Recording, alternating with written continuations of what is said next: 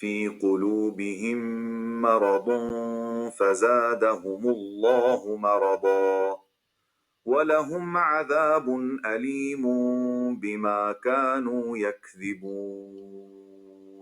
ان کے دلوں میں بیماری ہے تو اللہ نے ان کی بیماری اور بڑھائی، اور ان کے لیے دردناک عذاب ہے۔ بدلہ ان کا ان کے دلوں میں بیماری ہے تو اللہ نے ان کی بیماری میں اور اضافہ کر دیا، اور ان کے لیے ان کے جھوٹ بولنے کی وجہ سے دردناک عذاب ہے۔ فی قلوبہم مرض، ان کے دلوں میں بیماری ہے۔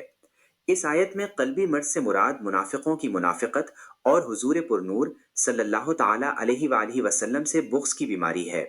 معلوم ہوا کہ بدعقیدگی روحانی زندگی کے لیے تباہ کن ہے۔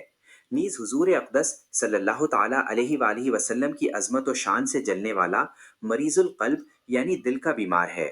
روحانی زندگی کے خطرناک امراض، جس طرح جسمانی امراض ہوتے ہیں اسی طرح کچھ باطنی امراض بھی ہوتے ہیں۔ جسمانی امراض ظاہری صحت و تندرستی کے لیے سخت نقصان دہ ہوتے ہیں، اور باطنی امراض ایمان اور روحانی زندگی کے لیے زہر قاتل ہیں۔ ان باطنی امراض میں سب سے بدتر تو عقیدے کی خرابی کا مرض ہے، اور اس کے علاوہ تکبر، حسد، کینہ اور ریاکاری وغیرہ بھی انتہائی برے مرض ہیں۔ ہر مسلمان کو چاہیے کہ باطنی امراض سے متعلق معلومات حاصل کر کے ان سے نجات حاصل کرنے کی کوشش کرے، اور اس کے لیے بطور خاص امام غزالی رحمۃ اللہ تعالی علیہ کی مشہور کتاب احیاء العلوم کی تیسری جلد کا مطالعہ بہت مفید ہے۔ فزادہم اللہ مرضا، تو اللہ نے ان کی بیماری میں اور اضافہ کر دیا۔ مفسرین نے اس اضافے کی مختلف صورتیں بیان کی ہیں، ان میں سے 3 صورتیں درج ذیل ہیں۔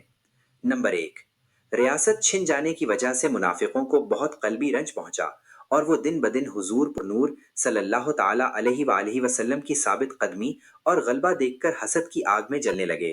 تو جتنا نبی اکرم صلی اللہ تعالی علیہ وآلہ وسلم کا غلبہ ہوتا گیا اور آپ صلی اللہ تعالی علیہ وآلہ وسلم لوگوں میں مقبول ہوتے گئے، اتنا ہی اللہ تعالیٰ نے منافقوں کے رنج و غم میں اضافہ کر دیا۔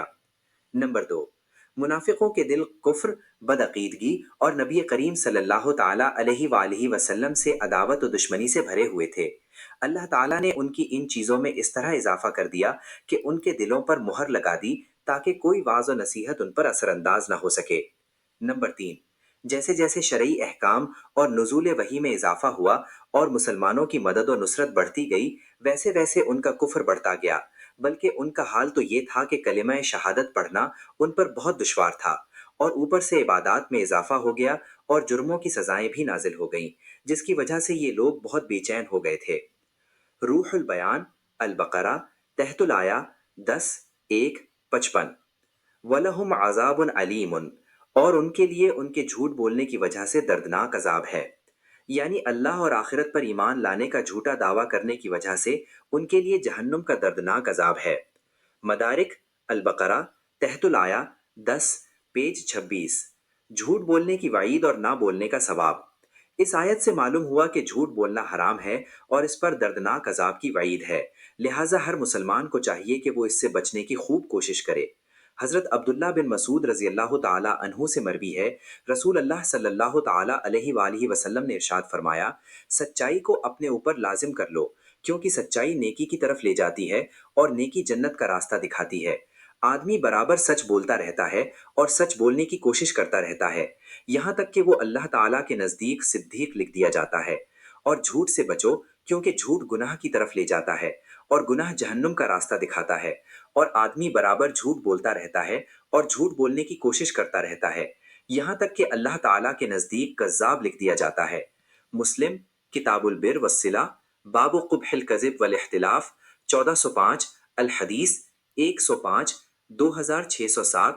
حضرت انس رضی اللہ تعالی عنہ سے روایت ہے، حضور اقدس صلی اللہ تعالی علیہ وآلہ وسلم نے ارشاد فرمایا، جو شخص جھوٹ بولنا چھوڑ دے اور وہ باطل ہے، یعنی جھوٹ چھوڑنے کی چیز ہی ہے، اس کے لیے جنت کے کنارے میں مکان بنایا جائے گا۔ ترمذی، کتاب البر والصلہ، باب ما جاء فی المراء، 3، 400، الحدیث 2000۔